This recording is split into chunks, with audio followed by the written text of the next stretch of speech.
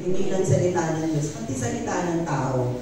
Kapag may sinasabi po tayo, merong power yan to be fulfilled. May tinatawag silang self-fulfilling prophecy. Pag sinabi mo, buwisit na buhay ito, mabubwisit talaga ang buhay, di ba? Pero pag sinabi mo, kahit may maraming problema, makakaya ko dahil kasama ko ang Diyos. Alam nyo kanina, habang nagsasalita tayo, meron yun meron yung affirmation na sinasabi ni Kelly sa atin. Hindi lang po yun pananalita na empty o walang laman. Kung yun po ay sinabi natin ng taos sa ating puso, buo ang ating paniniwala, ay magkakaroon ng katuparan. Amen? Na tayo ay hindi lalayo sa Panginoon dahil kasama natin siya sa araw-araw. At anuman yung ating pagdaanan, ay hindi tayo madadaig dahil siya ang ikapiling natin. Ngayon sa umaga nito mga kapatid, tutuloy natin yung pag-aaral patungkol sa kaninong salita? Sa salita ng Diyos. Nung unang linggo ay tinalakay po natin, kailangan nating pagbasahin at pagbulay-bulayan ng salita ng Diyos upang, hindi muna upang, araw at gabi. Naalala niyo po yun, yung araw at gabing pag-aaral, pagbabasa, pagbubulay-bulay ng salita ng Diyos. Bakit? Sapagkat ang mundo ito ay sobrang nakaka-apekto sa atin, nakaka-impluensya sa atin.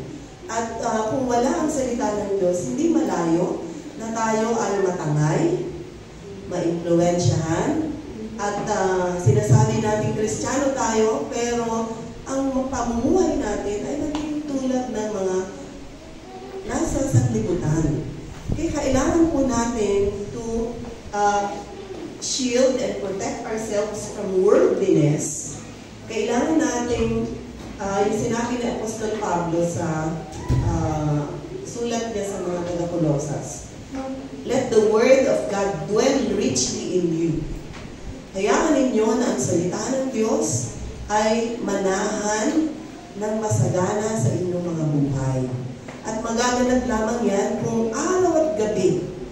At kung pwede nga sobrahan, pati tanghali, ay hayaan natin na ang salita ng Diyos ay naririyan upang salagin, kontrahin, ang anumang mga prinsipyo ng mundo na nais ng kalaban ng ating kaluluwa na siyang humubog sa ating mga kaisipan. Now, we refuse. We should refuse. Kailangan tanggihan natin ang agos ng sanlibutan ito. At mangyayari lamang yan kung naririyan ang salita ng Diyos, ating binabasa, ating pinagbubulay-bulayan, at higit sa lahat, pinagpapasyahan ng ipamuhay at ibahagi sa lahat ng mga taong willing makinig. Maliwanag po ba yun mga kapatid? Yung mensahe ng Panginoon sa atin, the first Sunday of January, this year of 2025, huwag po natin kalimutan at ipagwalang bahala. Yun po ay hindi galing sa akin. Yun po ay hinango natin mula sa salita ng Diyos sa awit 1 at sa Joshua 1:6-9. Maliwanag po ang sinasabi na hindi sapat ang araw-araw. Kailangan araw at gabi. Lalo hindi sapat yung linggo lamang. Kaya hindi kataka-taka na, akalanin nagsasabing Kristiyano sila, pero hindi mo makita si Kristo sa kanilang buhay. At ang dahilan ay sapagkat ang salita ng Diyos ay hindi nahubog, hindi na-shape ang ating mga isipan ng ayon sa pamantayan, mga palatuntunan ng Diyos na nakasaad sa kanyang mga salita. Our hearts, our minds must be shaped by the Word of God. Last Sunday, pinalo up yan ni Brother Mike by sharing with us na ang salita ng Diyos, kailangan siyang basahin araw at gabi dahil ang may akda, ang sumulat ay hindi tao. Ang maraming ang pinasulat ay tao, subalit ang may akda o pinanggalingan ng lahat ng nakasaad sa salita ng Diyos o sa Biblia, sa banal na kasulatan ay ang Panginoong Diyos natin. Inspired by God, God breathed? Hiningahan daw ng Diyos at kinasiyahan ng Diyos ang mga simulat. Hindi sa kanila galing. Tulad din naman ng pagtayo ko rito, inaasahan ko na ang mga salitang mamumutawi sa aking labi, hindi galing sa akin lamang, kung hindi inspired by God, galing sa Kanya. Hindi ko sinasabi o sasabihin para may patamaan akong kung sino o para mayroon akong konsyensya rin dito. Hindi ko po gagawin yon. Kasi ang lalabas nun, kinakausap ko kayo ng ayon lang sa aking kagustuhan. Kailangan pong tinitiyak natin na pag sinabi natin, makinig na tayo sa salita ng Diyos, ay talagang salita ng Diyos ang ating maririnig. In fact, mga kapatid, I also watch our services because I also want to hear God's Word. Gusto kong makarinig. Hindi lang sa akin o sa ibang mga, maging sa mga ibang ginagamit ng Panginoon. Kailangan na kapag tayo, kung tayo man ay aabot tayo sa punto na tayo, hindi naman kami na nakikita niyong tumatayo dito, hindi kayo rin in your time, when you stand and speak the Word of God, whether by prophet, by testimony, or preaching, or teaching, you better make sure that you have heard from God. Kailangan pag nagsasalita tayo tungkol sa salita ng Diyos, hindi dahil kumukuha lang tayo sa stock knowledge natin. Dami-dami natin sinasabi. Pero sabing ganun, kung hindi galing sa Panginoon yan, it will just fall to the ground. It will not accomplish what God has purposed it to accomplish. So today, ang pag-aaralan natin, pagkatapos nating marinig na ang Biblia, ang banal na kasulatan, sinulat ng tao, yes, dahil babasahin ng tao. Kaya ipinasulat sa lengguwahe ng tao na mauunawaan natin. Dahil kung kamay ng Diyos ang susulat, mahihirapan po tayo. Ganon tayo iniintindi ng Panginoon. He wanted Himself to be understood by us. So He used human scribes. Nagpasulat siya. Pero yung mga thoughts, yung mga promises, yung mga commands, came straight from the mind of God. Kailangan po ganun yung respeto at pananiwala natin sa banal na kasulatan. Upang ano? Upang atin itong igalang. Ano sabi ni Brother Mike nung isang Sunday? Ni ayaw niyang papatungan na kahit ano ang kanyang Biblia. Sabi ko, pinapatong ba ako sa Biblia? Medyo na-alert din ako doon. Ano po? Yung bang pagbibigay galang sa salita ng Diyos. Tayo nga, pagka merong mga taong may katungkulan, may posisyon, tumatayo tayo at attention. Bakit? Bilang pagpupugay, pagbibigay galang ay sa Diyos.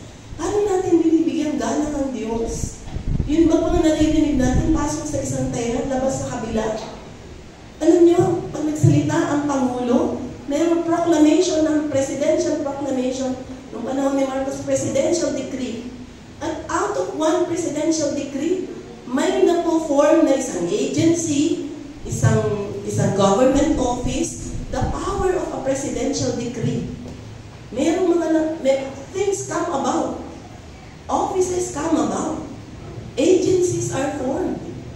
Ganun ka-powerful dahil Pangulo siya eh. Ang Diyos, pag nagsalita, ano bang nangyayari pag nagsasalita ang Diyos sa tao? At gusto ko, ngayong umagang ito, meron isang mahalagang bagay patungkol sa salita ng Diyos. Kailangan po nating maunawaan very clearly. And we will do so by reading the Word of God. Juan 1, talata 1 hanggang 4 at 14. Basahin po natin, medyo sabay-sabay po natin basahin ito, napakahalaga po ito. Nang pasimula ay naroon na ang salita. Ang salita ay kasama ng Diyos at ang salita ay Diyos. Sa pasimula ay kasama na ng Diyos ang salita.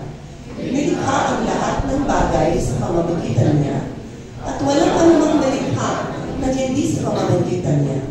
Nasa Kanya ang buhay at ang buhay ay siyang ilaw ng sangkatauhan. Verse 14. Naging tao ang salita. at nanirahan sa piling namin, nakita namin ang kaluwalhatiang tunay na Kanya bilang kaisa-isang anak ng Ama. Siya ay puspos ng kagandaang loob at ng katotohanan. Kahit nakatayo ko at manalangin. Dakilang Diyos, aming Ama, maraming salamat sa liwanag ng iyong mga salita. At tunay na hinihiling namin ang gabay ng Banal na Espiritu upang sa aming pag-aaral, kayo ang maghatid ng inyong mga salita sa aming mga puso.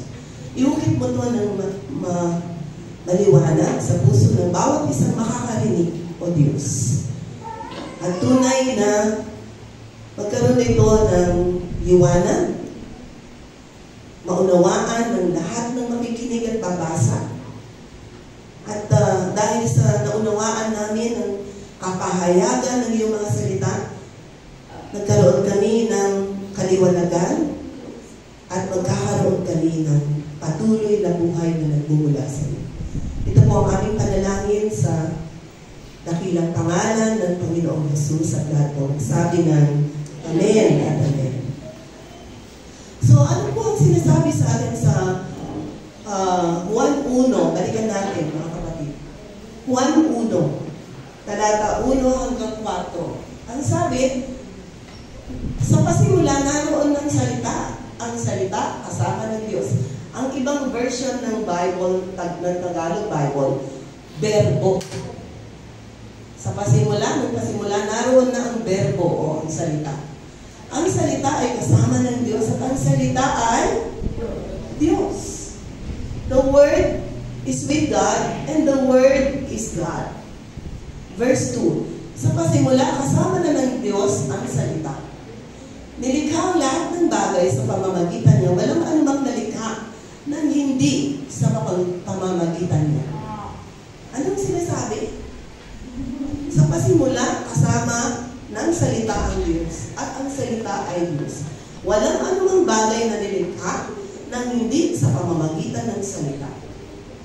Ay, ano ba itong salita na ito? Verse 14 tells us more. Verse 4 muna, nasa Kanya ang buhay. Ang salitang ito ay Diyos at Siya ang buhay. Verse 14. At sa talata 14, naging mas malinaw kung sino ang salita. Naging tao ang salita at nanirahan sa piling namin. Nakita namin ang kaluwalhati, ang tunay na Kanya bilang kaisa-isang anak ng Ama. So ang salita, ang sabi sa John 1:14, ay nagkatawang tao. So, sino tinutukoy? Sino ang salita na nagkatawang tao? Si Jesus. Mga kapatid, so pwede natin logically, pwede natin sabihin in conclusion, ang salita ay Diyos at ang Diyos na nagkatawang tao ay walang iba kundi si Jesus. So, ano ibig sabihin? Ang salita, the Word of God, is Jesus. They are one and the same. Sa Genesis 1, verses 1 to 3, makikita natin ang operation ng Blessed Trinity. Sabi ganon, in the beginning, God created the heavens and the earth. Nilikha ng Diyos ang langit at ang lupa. And in verse 2, ang sabi, and the Spirit of God hovers all the waters and the earth. At ang Espiritu ng Diyos ay naroon sa ibabaw ng lahat ng bagay na nalikha ng Diyos. And verse 3, ang sabi, and God said, let there be light, and there was light. So sa verse 1, sino yung tinutukoy na lumikha ng langit at lupa? Ang Diyos Ama. Sino yung tinutukoy na hovering over the earth? Ang Holy Spirit, the Spirit of God. Sino naman yung verse 3? And God said, nagsalita. May salita. Anong salita? Let there be light, and there was light. And that is Jesus. There was nothing that was made that has not been made by the Word. And who is the Word? Jesus is the Word. So makikita natin mga kapatid, sa unang tatlong verses ng Genesis 1, nandun in active operation ang Blessed Holy Trinity. God the Father, God the Holy Spirit, and God the Son. God the Son who in himself is the Bible, or the Word of God, or the Holy Scriptures. Kaya pwede natin sabihin, mga kapatid, sayang hindi ko nadala yung buong Bible ko, New Testament na po ito. Pwede natin sabihin, the entire Word of God, or the entire Bible is Jesus Himself. And the more Bible Word, the more Word of God, the more of Jesus we have. The more we read the Word of God, the more we understand His Word, the more of Jesus we will have in our hearts and in our lives. Anong prayer natin? Merong song na, give me Jesus, give me more of Jesus. How can that happen? Paano mangyayari yun? More of Jesus, that means more of God's Word. More of God's Word. Read it. Meditate on it. Reflect on it. Connect it with your life. Live by it. Teach it. And you will have more of Jesus. Nagtataka tayo, bakit iba mga tao iinit kay Jesus? Bakit gano'n? Ang tapat nila. Kahit anong problema, napapagtagumpayan nila. Hindi po sila magaling. Hindi sila matapang. Hindi sila matatag. Anong sabi ni Joshua sa Joshua 1:6-9? Sabi niya, be strong and be very courageous. Magpakalakas kayo, magpakatatag kayo. 3 beses niyang sinabi yan sa Joshua 1:6-9. At ang susi, binigay niya, read the Word of God day and night. The more you have God or God's Word in your mind and in your heart, you will have more of Jesus. And the more Spirit of Jesus you have, the more strength you have. The more power you have. The more courage you have. Aatrasan ka ni Satanas, kapatid. I tell you and I guarantee that. Nung nakipagbaka ang Panginoong Jesus sa Matthew 4, diba? 40 days and 40 nights siyang nag-ayuno. Bakit? He was led by the Spirit on top of the mountain. And he was led to fast for 40 days and 40 nights. Bakit? Kasi nakakasabupa niya si Satanas. Anong ginawa ni Satanas sa kanya? Sinaktan ba siya? Sinaksak ba si Jesus? Hindi, puro salitaan lang sila. It was a battle of words. It was a battle of words. Kaya words have power. Hindi mo kailangang manakit. Pero alam niyo po ba, kapag tama ang sinasabi mo, hindi mo naman minumura, pero sinasabi mo yung totoo na, nagsasabi ka ng totoo, mas masakit pa yun, masakit ang katotohanan. Diba sabi gano'n?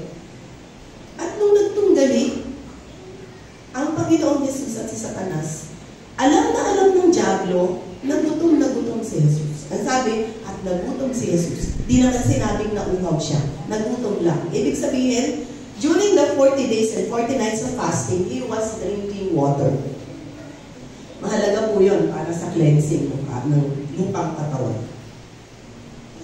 So, the devil knew that Jesus was hungry, extremely hungry. Kaya sabi niya, command these stones to become bread. Prove to us that you are the Son of God. Alam niyo yung sabi ni Jesus sa kanya, ng Panginoong Jesus, nasusulat, it is written, man shall not live by, basahin ko na lang po ang Matthew 4. Lahat po ng sinasabi ko galing doon. Matthew 4, ang sabi ng Panginoon kay Satanas, nasusulat, it is written, man shall not live by bread alone, not by physical food alone, but by every word that proceeds from the mouth of God. Ang tao, hindi nabubuhay lamang sa tinapay, sa ulam, sa kanin, at sa kung ano-ano pang pinapasok natin sa ating bibig at nakakasatisfy sa atin. Ang magbubuhay sa atin ay ang salita ng Diyos. Alam niyo pagkasabi ng Panginoon ng gano'n, iniwan na siya. Wala siyang masabi contrary to what Jesus said. Pero bumalik ulit. Makulit si Satanas. O by the way, isa pa pala gusto mong i-mention, alam ni Satanas na gutom si Jesus. May physical weakness siya. Alam ni Satanas sa atin, may weaknesses tayo. At ikakapitalize niya yung weaknesses natin. Anong weakness mo? Pera? Anong weakness mo? Babae? Anong weakness mo? Yung papuri ng tao? Diyan ka dadalihin ni Satanas. Kaya ingat-ingat tayo. Mag-ingat tayo na yung mga weaknesses natin, weakness mo, pamilya, ano man yung pwede kang salihin ng diablo, lahat isuko natin sa Panginoon, mga kapatid. Lahat isuko, lagay sa altar. Kasi madalas, kung ano yung weakness natin, yung talagang mahal na mahal natin, yun ang gagalawin ng diablo. Kaya kung makikita niyo lahat nakasuko na sa Panginoon, lahat ng bagay sa ating buhay, lahat ng minamahalaga natin, lahat ng minamahal natin, wala na tayong dapat itira o yung pag-aari ba na parang ini-exclude natin. Lahat kunin mo ng Panginoon, wag lang to. The moment you say that, yun ang gagalawin. Kaya mas maigi pa na isuko na natin lahat. Let all Isaacs be offered at the altar. Because God is a good God. If He is not good, if He is good, follow Him. If He is not good, don't follow Him. So, ano ibig sabihin, mga kapatid? Alam ni Satanas yung mga weaknesses natin. Kaya kailangan maging handa po tayo. Pero balikan natin. Pagkatapos magtagumpay ni Jesus sa first round, parang boxing ng first round. Sabi na naman ng diablo, kung tunay na anak ka ng Diyos, patunayan mo, magpatihulog ka mula sa taas ng bundok at prove to us that you are the Son of God. Anyway, angels will catch you. Meron din ganyang word nasa book of Psalms. Pero anong sabi ng Panginoon sa kanya? Nasusulat, thou shalt not tempt the Lord your God. Huwag mong tutuksuhin. Huwag kang magpapasika. Huwag kang magmamagaling. Dahil, at yan kailanman hindi ginawa ng Panginoong Jesus. He never flaunted that because He is the Son of God, He can do everything. Sinasabi niya, ako ang anak ng Diyos. Pero hindi, walang pagmamagaling with all humility. So, wala sa books ni Jesus na ipagmalaki, ipamarali, o ipagmagaling na siya ang anak ng Diyos. So, iniwan na naman siya. It is written, sabi niya. And thirdly, sabi niya, I will give you all the splendor of the world, the glory of this world. But you have to bow down to Him. Again, sabi ganun ng Lord, ni Jesus, it is written, thou shalt worship the Lord your God only. So, paano na? And then, Satan left Jesus. Umalis na siya kasi wala na siyang masabi pagkatapos siyang sagot-sagutin ni Jesus nang galing sa salita ng Diyos. Ano ibig sabihin, mga kapatid? We can only win over the devil if we are standing on the Word of God. Kapag ang tinitindigan natin ay salita ng Diyos, hindi magkakaroon ng tagumpay ang diablo sa ating mga buhay. Kailangan manindigan tayo ayon sa sinasabi ng salita ng Diyos. Pero paano ka maninindigan kung ignorante ka sa sinasabi sa salita ng Diyos? Hindi po ba mahalaga na kung tayo maninindigan, alam mo yung tinitindigan mo, iniintindi mo, binabasa mo, inuunawa mo, pinapalawak mo, yung pangunawa mo tungkol sa salita ng Diyos. So, ulitin ko po, nagpapasimula tayo ng taon 2025. Let us make it a project every year na tayo ay nagbabasa sunod-sunod, chronologically. Hindi yung padampot-dampot. Chronologically. And in your lifetime, you may read the Bible 10, 15, 20 times. Okay lang. So that what? The Word of God may dwell in our hearts, in our minds, richly. Pag may lumalapit na tukso, pag may nagsasalita na kung ano-ano sinasabi, alam mo, you can rightly divide the word of truth. Saan ba nanggagaling itong tao nito? Anong motibo ng tao nito? At gustong mangyari? O pag may nangyayari sa atin, paano natin binabangga yung mga kaganapan sa buhay natin? Marami tayong problema. Sino maraming problema dito? Dami natin maraming problema. Alam niyo ba, sabi ng salita ng Diyos sa Santiago 1, talata 1 hanggang 2. Count it all joy when you fall in diverse temptations or trials. Magalak kayo kapag kayo ay sumusuon sa maraming mga pagsubok. Maraming mga pagsubok dumarating sa inyong buhay. Anong sabi? Pag maraming mga problema, kapatid, makinig ka, magalak ka. Nagagalak ka ba? Yan ang sabi ng salita ng Diyos eh. Kaya masabi ko, ibang-iba ang salita ng Diyos sa sinasabi ng mundo. Our minds must be renewed.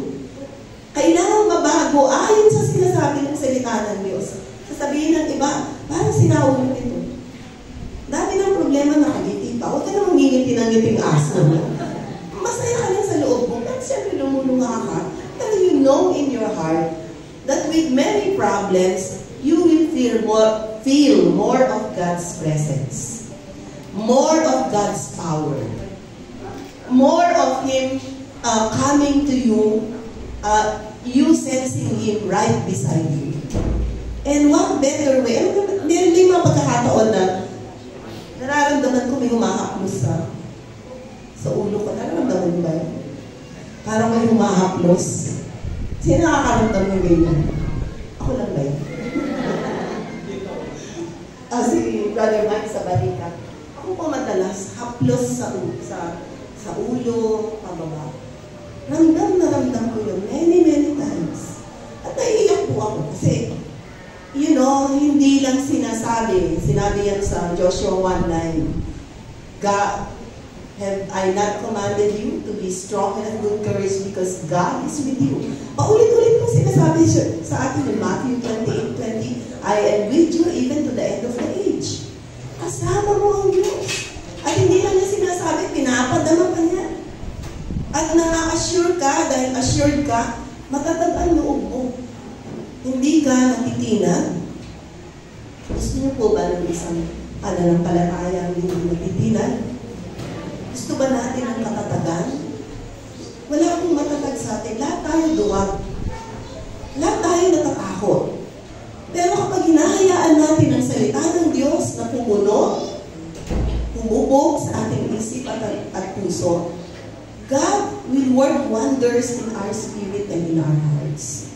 Magugulat ka na, totoo pala na makakayang harapin ang kahit anong pagsubok kapag kasama mo ang Diyos. At yan po, mga kapatid, ang kailangan natin mabasa araw at gabi. Para ano? Para hindi po tayo kinakabahan. Alam niyo ba, manood ka lang ng balita sa umaga, sa gabi. Pwede nang masaklot ng takot ang puso. Ano ba nangyayari sa mundo? Pero kapag nauunahan ng salita ng Diyos, nahahawakan ng Panginoon ang ating mga puso, anong nangyayari? Nagkakaroon ka ng lakas at katatagan ng loob na sagupain ang kahit anong problema. At gusto ko pong ulit-ulitin na ayon sa ating binasa, na ang salita ng Diyos ay walang iba kundi si Jesus mismo. So more of God's Word, more of Jesus in our lives. Yun lang po ang equation. More of God's Word, more of Jesus in your life. Because the Word of God is Jesus. Anong sabi sa Juan 6:63? Very telling po ito. John 6:63. Ang Espiritu ang nagbibigay buhay.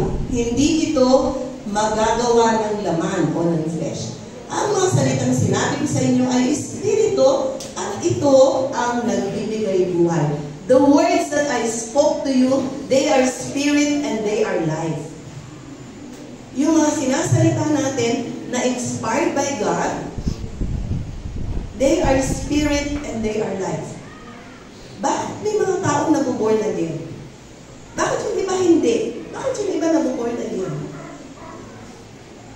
Pag sinabing they are spirit and they are life, anong sabi ng Biblia?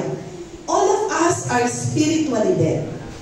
Lahat ng taong makasalanan, we were all declared sinners. All men have sinned and have come short of the glory of God. Lahat ng tao nagkasala at hindi nakaabot sa pamantayan ng Diyos. Kay madre ka, kay pari ka, kay bishop ka, kay kardinal ka, kay pulubi ka, kay mayaman, mahirap. Anong sabi? All men have sinned and have come short of the glory of God. Lahat ng tao, no exception, have come short of the glory of God. And sabi sa Ephesians 1, because of sin, we have died spiritually. Dahil nagkasala tayo sa Diyos, lahat daw po tayo namatay sa Spirito. We are spiritually dead people. Kaya may mga tao na kapag nakarinig ng Spirit-inspired word, yung dead spirit nabubuhay. Anong sabi ng Panginoon kay Nicodemus? You must be born again in water and in spirit. Ano ba ang water? Water of the word.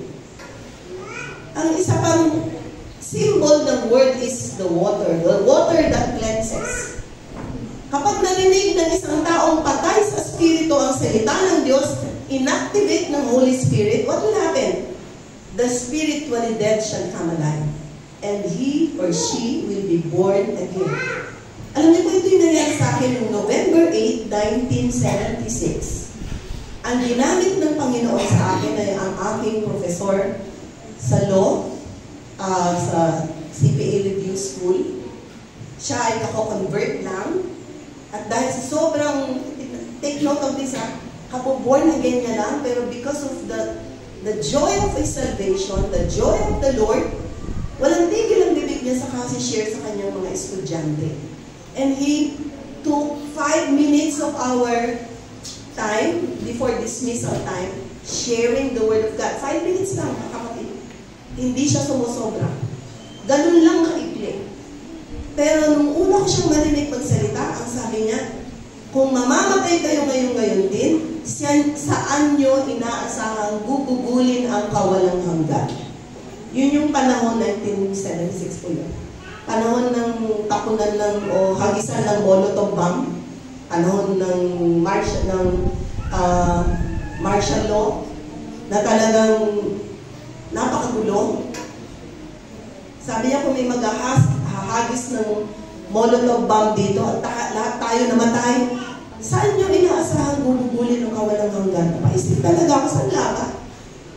Hindi ko inaasahan pupunta ako sa langit dahil alam ko, hindi naman ako ganun kabait. Pero hindi ko rin inaasahan pupunta ako sa impyerno kasi hindi naman ako ganun kasama. Kaya sabi ko, saan kaya ako pupunta? Napaisip talaga ako. Tapos, ang sumunod niyang sinabi, yung John 14:6. Sabi niya, Jesus is the way, the truth, and the life. No one goes to the Father but by Him. Si Jesus ang daan, ang buhay, at ang katotohanan. Walang sino mang makakararoon sa Ama, kundi sa pamamagitan niya. Alam niyo, para siyang nagre-reverberate sa tenga ko. Hanggang nakauwi ako, parang nagpe-play na recording, yung Jesus is the way, the truth, and the life. Tapos, ang kasunod pa ng tanda-tanda ko, yung unang gabi na yun, sabi niya, what shall it profit a man if he gains the whole world, but suffer the loss of his own soul? Anong mapapala ng isang tao? Makamtan man niya ang buong sanlibutan. Subalit maiwala naman niya ang kanyang kaluluwa. At that time, I was a fresh graduate. I was reviewing for CPA. I had high hopes. I had lofty dreams. Gusto kong maging CPA lawyer. Gusto kong magkaroon ng CPA ng accounting office. Gusto kong mag-abroad. Gusto kong yumaman. Pero ang sabi ng professor namin, he was quoting from Matthew, what shall it profit a man if he gains the whole world, but shall suffer the loss of his own soul? And then I realized na naririnig ko naman yung mga ganyang salita sa mga sermon sa simbahan. Pero bakit iba? Because the words that are coming from the mouth of my professor, they are spirit and they are life. Inspired by the Spirit, life-giving, because I was dead spiritually, but I came alive because of the Word of God. Pero alam niyo ba, maski hindi spiritually dead lang, pati physically dead. Natatandaan niyo ba yung account ni Lazarus? Sa John 11, na pinasundo ang Panginoong Jesus dahil malubha. May sakit si Lazarus, kanyang matalik na kaibigan. Pero nagpabili ng Panginoon, di agad-agad siya pumunta. Bakit? Kasi mga kapatid, hindi lang pagpapagaling na gustong i-manifest ng Panginoon, kundi pagbibigay o pagsasauli ng buhay. Tiniyak niya na 4 na araw nang patay si Lazarus bago siya pumunta dun sa lugar na kinaroroonan ng kanyang matalik na kaibigan. At nang dumating siya, hindi na niya pwedeng pagalingin sa sakit si Lazarus, pero pwede niyang buhayin mula sa mga patay. Kaya ang sabi niya, nagpasama siya dun sa libingan, at kinausap niya si Lazarus. Sabi niya, Lazarus, come forth. Lazarus, lumabas ka. At si Lazarus na nakabalot ng benda, si Lazarus na nakahiga, bumangon. Tinanggalan at natanggal yung takip ng tomb, kasi yung mga tomb noon, hindi naman nililibig ng tao. Parang kuweba. The big stone, the rock was moved, and he was set free from his bandages by the people around. Ano ibig sabihin, mga kapatid? Si Jesus ang salita. At bawat mamutawing salita sa kanyang bibig, nagbibigay ng buhay sa mga patay spiritually, maging sa mga patay physically. He can raise us back to life, even if we die. Di ba sabi niya sa John 11:25, I am the resurrection and the life. And the life. He who believes in me, though he dies, yet he shall live. Do you believe this? Nakikipagbiruan ba si Jesus sa atin? Either si Jesus nagbibiro, nagsisinungaling, o nagsasabi ng totoo. Basahin niyo po yan. 1:11-25. Kaya sabi niya, do you believe this? I am the resurrection and the life. He who believes in me, though he dies, he shall live again.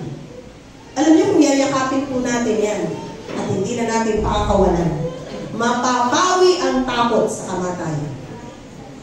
Mapapawi ang takot sa, tayo, tinatakot-takot tayo sa lakas, papatayin kita. O may pandemic, mamamatay na kayo. O may malubhang sakit, mamamatay ka na. Pero alam niyo po, kung nakasuko na ang buhay natin sa Panginoon, hindi ko naman po sinasabing sumalubong na tayo sa mga malalaking truck at magpakamatay na tayo kasi pupunta naman tayo sa langit. Hindi naman po ganun. Ang buhay natin ay hawak ng Diyos. Kung kailan niya tatapusin, siya dapat ang nakakaalam. Mamatay ka ng bata, mamatay ka ng may edad, basta kalooban ng Diyos.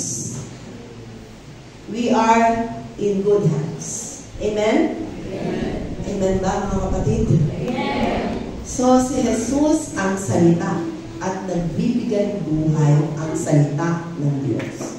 May kwento po si Pastor Rene nung nasa Orange County siya. He was invited in an all-American church. At talagang nag-bless ang mga tao. They wanted more ministration from Pastor Rene. So, they went to a restaurant, nag-lunch sila doon.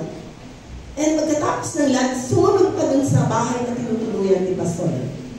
At habang nag-share si Pastor Rene sa kanila, alam nyo, mga malalaking, alam nyo naman ang mga Amerikano, matangkad sila, malalaking tao, diba? Habang nag-share siya ng ginagawa ng Panginoon sa mission, sa Southeast Asia, ang mga malalaking tao nito ng mga Amerikano, lumuluha sila. Bakit sa palagay nyo, itong mga tao ito, Westerners, and Pastor Rene is an Asian, pinaiyak ba sila ni Pastor? Nagdrama ba si Pastor? O kumilos ang Espiritu ng Diyos sa kanila? Ang salita ng Diyos ay Espiritu at buhay. Parang ako, nung narinig ko yung professor ko, hindi naman niya ako personal na kinakausap. It was meant for everyone. But the Word of God is Spirit and they are life. And I believe, kaya nga naka-record yun sa notebook ko, I got born again on November 8, 1976. Why? Because my spirit came alive. That was the exact day when I heard the life-giving, the powerful and life-giving Word of God. Doon ako parang nagising, natauhan, nabuhay. I used to be spiritually dead. Pero after that, I got hungry with the Word of God. And paulit-ulit ko na po ito share na pag-uwi ko ng bahay, pagkagaling ko sa review school, kasi night student po ako, I was so intrigued by the Word of God. At ang sabi ng professor namin, wag na wag yung babasahin ng Biblia na parang kung sino kayong authority. Do not approach the Word of God with a critical mind na parang sasabihin natin, tignan mo nga, tama ito. Who are you to say if it's right or wrong? If the Word of God is right or wrong? Humbly say to God, Lord, guide me by your Spirit. Gabayan mo ko, Panginoon, sa pagbabasa ko na yung salita. And true enough, nung ako po ay nagbasa, nananalangin po muna ako, pagbasa ko ng Matthew 1, andun yung and Abraham begot Isaac, and Isaac begot Jacob, and Jacob gusto ko na pong isara ang Biblia. Sabi ko, ano ba, puro mga pangalan, hindi ko naman makilala to. I was a first-time Bible reader. Pero dahil nanalangin ako, it was as if there was a voice prompting me to just read on. A voice telling me, sige lang, basa ka lang. Kahit di mo naintindihan yung mga unang mga talata, basahin mo lang ang basahin. At alam niyo po, hindi ko namalayan. It was already about 2 o'clock in the evening. Nakauwi po ako mag-aalas 10. I was already reading the Word of God. Now, kasi kumain muna 11, 12, 1 to 4 hours of reading the Word of God. At kapag may portion na parang ang ganda-ganda, hinihintuan ko talaga. And then I reached Matthew 6. Sabi ng Panginoon, look at the lilies of the field. Tingnan mga ibon sa papawid. Hindi sila nagtatrabaho, pero nabubuhay sila dahil pinapakain at binubuhay sila ng Panginoon. Alam niyo po, habang nagbabasa ako, bigla po akong nakonvict. Nasabi ko na po ito sa inyo, paulit-ulit, na I thought Jesus was speaking to me directly, at nire-rebuke niya ako gently, kindly, at sinasabi niya, anak, ang buhay higit sa pagkain at sa inumin. Higit sa mga mararangyang damit. Dahil ako po yung tipo ng tao na kumakain ka lang, iniisip na yung kakainin mamaya. At masayang-masaya pag may bagong damit at sapatos. Kaya nung nagsasalita ng ganun si Jesus, pakiramdam ko, mga kapatid, nasa harapan ko si Jesus at kinakausap niya ako personally. And I was crying and crying and crying. Kaya ako, I could attest and testify that the Bible is the Word of God. Hindi ito ordinaryong aklat na sinulat lamang ng tao. Ito ay may kapangyarihan na kausapin tayo. May kapangyarihan na pagliwanagin yung mga nadidiliman nating pag-iisip. May kapangyarihan na bumago ng ating mga masasamang ugali. May kapangyarihan palambutin ang mga matitigas na puso. May kapangyarihang pagkasunduin ang mga tao o mag-asawang nagkakagalit. Yan po yung nasaksihan ko over more than 40 years of becoming a child of God. The power of God's Word to change people, to change circumstances. Why? Because Jesus is the Word. He is the Spirit and He is life. Kagaya ng sinabi ko kanina, yung mga taong lalaking tao, umiiyak. Bakit sila umiiyak? Magaling ba si Pastor Rene? Hindi. Kaya lang ang sinasabi niya, hindi na salita ng Diyos. Magaling ba yung professor ko sa review school? Hindi. Meron lang siyang passion for God. Passion for souls. And us listening to Him, we turn our lives over to God. Diyos, ang Espiritu ng Diyos. Kaya mga kapatid, huwag po tayo matakot magpagamit sa Diyos. Dahil sasabihin natin, hindi natin sariling salita, salita ng Diyos. Amen ba yun mga kapatid? Huwag tayong matakot. Matakot ka kung salita mo lang yung ipinahahayag mo. Pero kung salita ng Diyos ang sinasabi mo, at sinabi ng Diyos sa'yo, magkaroon ka ng confidence that it will accomplish what God had purposed for His words to accomplish. Agad-agad ba silang mabuborn again? Minsan hindi. Kung minsan mag-share ka, it will take time. Kagaya nung sineran ko sa beach ng 100 Islands, alala niyo po yung share ko sa inyo, si Mr. Clint, yung barkada ng father ko. Nung sinesharean ko siya, kasi sinama siya ng father ko sa family vacation namin sa Pangasinan. Nung sinesharean ko siya, sabi niya sa akin, si Nomi, huwag ako share mo yun, no? Tinuturo niya yung tatay ko. Kumbaga, hindi niya ako siniseryoso kasi magkasama sila sa pag-inom eh. Drinking buddies sila. So, nung nakikita ko hindi pa siya ready, anong sabi ko sa kanya? Manggi, mag-pray mo muna tayo. Sige, alam ko gusto niyo na mag-enjoy dito sa beach, pero mag-pray ko po kayo. So, pinag-pray ko siya. Pinag-pray ko, nakakilala niya ang Panginoon. Pinag-pray ko na sa takdang panahon na hanapin niya ang Diyos. At magkakaroon siya ng puwang sa puso niya para hanapin ang Diyos. Alam niyo mga kapatid, 1 year later, eksakto, May, kasi na May 1980 kami nagpunta ng Pangasinan. May 1981, nag-aalmusal kami, nag-breakfast kami ng family. Tuloy na nila yun. At kilala niyo si Pastor Stephen Prado? He is actively pastoring that church in Caloocan. May outreach na sila sa Dumaguete, may outreach na yata sila sa Boracay. Galing po siya sa Gia Movement. He is the fruit of that ministry. So, ano ibig sabihin, mga kapatid? Minsan hindi agad-agad. Sishiran mo, parang hindi kinintindi. Nagtatawanan ka. Huwag kang ma-offend. Huwag kang magalit. Hindi pa niya oras. Ipanalangin mo lang siya. Let God speak to him. Di ba pag nagtanim ka ng kamatis, kinabukasan may kamatis na ba yan? Hindi naman. O munggo. It takes time. So, hahayaan natin, it is God.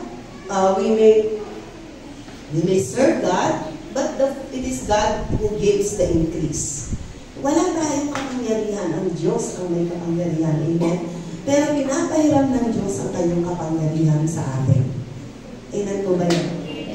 So, bilang mga lingkod ng Diyos, kailangan po natin mahikayat, makumbinsi na ang salita ng Diyos makapangyarihan. Bakit? Sapagkat ang salita ng Diyos ay si Jesus.